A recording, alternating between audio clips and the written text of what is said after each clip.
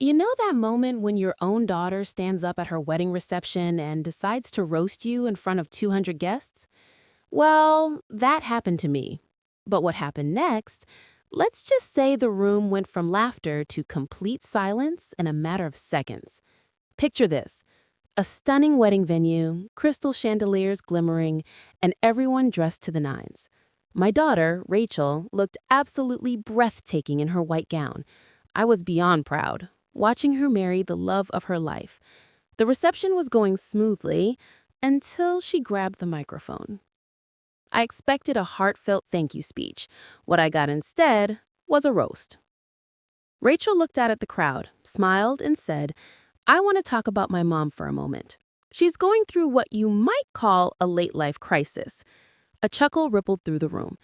At 60, she's decided she wants to build an empire. She even made air quotes. The laughter grew louder. She continued, "We keep telling her to act her age, but she won't listen." And there I sat, smiling, while 200 people laughed at what they thought was my midlife crisis. But here's what no one knew, not even Rachel. The most powerful person in that room was sitting quietly at table 6, and what happened next would change everything. But to understand how my daughter's wedding became the moment of ultimate vindication, let me take you back 2 years, when this all began. 2 years ago, I was Diana Thompson, 60 years old, recently divorced, and honestly, I had no idea what was next for me. After 30 years as an office manager, I was laid off when the company restructured. Code for, we replaced the older employees with younger, cheaper ones. For the first time in decades, I was on my own. Rachel was 32 and living with her fiancé, Jake. My ex-husband had remarried someone 15 years younger, as though that's what men do during their midlife crisis. And there I was, sitting in my small apartment, wondering what to do with the rest of my life. But here's the thing about being 60 and suddenly unemployed. You have two choices: accept that your best years are behind you, or decide that all your experience might be worth something. I chose the latter. I started a consulting business, helping small companies optimize operations and efficiency.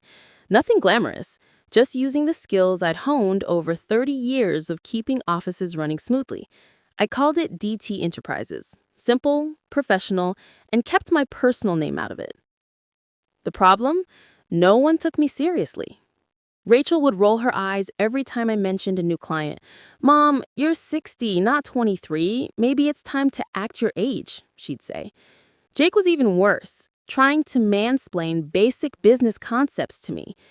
"Have you thought about just finding a normal job instead of this entrepreneur phase?" he'd ask, as though I wasn't capable of knowing what I was doing.